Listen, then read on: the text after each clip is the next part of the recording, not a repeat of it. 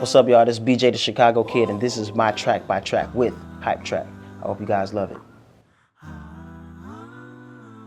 I definitely heard Justin Timberlake's song Strawberry Bubblegum, and I thought I could definitely give the title and the concept a nice little flip. My engineer Joe Searing, he's an incredible engineer and creator himself. I walked in the studio one day and he was working with this little harmonizer thing that I've heard used, previously before from a few other artists, but I wanted to kind of mess with it myself and see what I could come up with. So me and Joe kind of toyed around with it for a while until we found the melody, and then just the song began to grow from there. So it's very creative. You don't get that style or that approach from a lot of urban artists, you know what I'm saying, like myself. So I just really wanted to kind of give it a whole nother feel. It was produced by Mr. Brody Brown, Brody the Great. Brody is a genius, man, far ahead of his time. Brody gave me this track years ago. Band was recorded at least 4 or 5 years ago. And I wanted to get Freddie on it. It was just me on there at first. I wanted to get Freddie on there, so we pretty much just worked it from there, man. Freddie knows how to really accompany another artist on a song, and he understands how to make songs, not just rap. And I respect his talent and his gift so much, and same thing vice versa.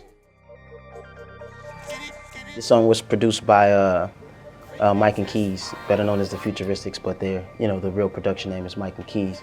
Two incredible friends and producers and composers. They somehow know what I need when it comes to the aggression. And again, I called Marcus Kinsey to help me with this one. I kind of had a vibe with this one where it kind of it's like Drake meets Teddy Riley and Devontae Swing from Jodeci and Blackstreet, or Guy, wherever you want to pull Teddy from VA. But this kind of reminds me of a Drake beat in a sense, but with a little bit of me on it, to the point where I could totally do me.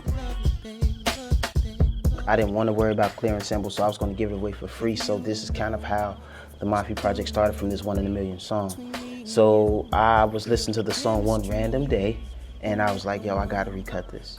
So I took the track from YouTube. Like, I took Timbaland's real instrumental from YouTube, took it to the studio, locked up the tempo, cut the record, and realized I wanted to keep going. R. Kelly has a big enough catalog for me to find the perfect song to fit on an Aaliyah beat. So I had ended up cutting the Jodeci part, which is last now, but I ended up cutting that second. And my engineer was bouncing the song, like meaning printing it after I cut it for me to go home and listen to it, and I stopped him. I said, I got it. That means we're not going home for another 3 hours. This song was created from just being fans of Jeremiah and Fabulous record. I listened to the record for like a week straight, honestly. When I find something that I really love, I listen to it a lot. I dissect it in my mind. I find out what I like about it. I find out what I love about it, what I would do different, where I could take it to another level. And I had enough points in my mind, on my mental pad, that I said I'm gonna go to the studio and chop it up and just do what I do to it. So we pretty much dumped it in Pro Tools and chopped it up like a sample, but chopped up certain parts. Then called Marcus in, my special edition secret agent, and we just began to put that thing together, myself, Joe, and Marcus. And I was like, yo, what I'm gonna do on the bridge, yo? I wanna rap, but like, I wanna rap like on some R&B rap, like when Usher rapped on Nice and Slow, and Bobby Brown rapped on records. Like, you could tell they're not trying to be a rapper, they simply being them cool selves, you know what I'm saying?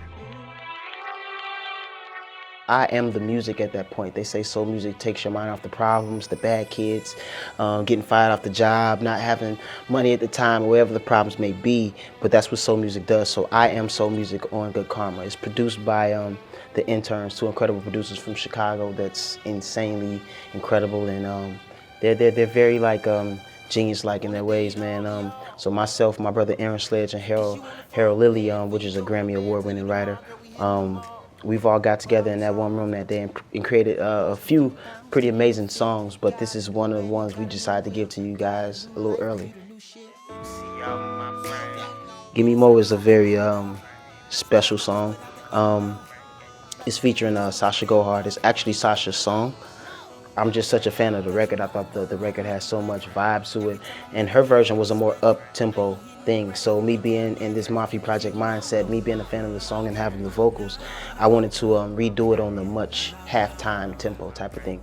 And I wanted to really R&B it out, like as if Teddy Riley got with R. Kelly and who else would be in this room? Teddy Riley, R. Kelly, and maybe Devontae, man. It was definitely R&B based on this because I wanted to just drive it crazy with synths and talk box, a little 808 snaps. I wanted to make it real sexy.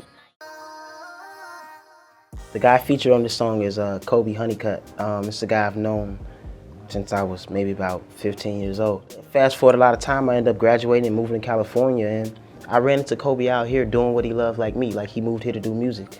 And when I saw him, I embraced him, like I hugged him. Like, it was crazy to see somebody have the same journey I had, with well, at least a lot of similarities of coming from somewhere else, having the dream for so long, singing through times where everybody around you stopped singing and stopped believing in what you do. Like, I felt like he understood my journey. He understood what I went through. He understands what I'm going through. And the first song we ended up cutting together was Go Girl. We've written a few songs together, but Go Girl, it has such a vibe to it. Oh my God, man, strip club, turn up. This is like the silent killer of the M.A.F.E project. An album was full, it's like a movie. It is a movie. It's full of all these different emotions, and I feel like listening to the Jesus album, by the time I got to Can't Hold My Liquor, I was like, what the fuck is this? Yeah, you tripping in an incredible way. I took 2 Kanye songs to make one. I still don't feel like anybody's ever picked that out. But yeah, we took Can't Hold My Liquor and took the song after that and combined it. And I feel like since his conversation was very raunchy on the song after Can't Hold My Liquor, I feel like I wanted to give an R&B version of that. But I wanted to like totally make it raunchy with the guitar solo at the end and like super rock it out. Like take it like straight big stadium anthem, my version of what, you know, that should have been. You can talk all your shit. Real Love Never Die is a very real song. It's about real emotion. I really do believe real love never die, even if you're not with the person that you really love and they marry someone else, they still have a special place in their heart for you. Omar Edwards pretty much blessed me with giving me the instrumental for this record. We was on the Dirty Money tour a few years back with Puff, and I heard him playing the record, and I'm a huge fan of James Brown, so I knew what song he was playing at the time, but I never heard James' voice, so I got up out of my bunk and ran in the back like, yo, this the instrumental? He was like, yeah. I was like, please give it to me.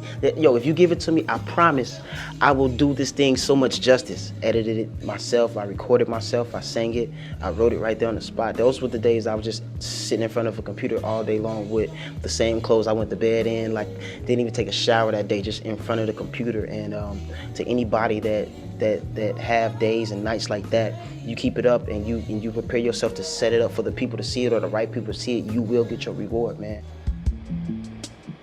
I really initially made it for Smoke DZA, Currency, and Wiz. I wrote out, it's pretty much about a guy that smokes weed with a chick and her weed gets him more fucked up than his weed and he carries the one. So it's like, it was a funny concept, but I wasn't able to get it to him in enough time, so I got it to Smoke DZA, which is a good friend of mine.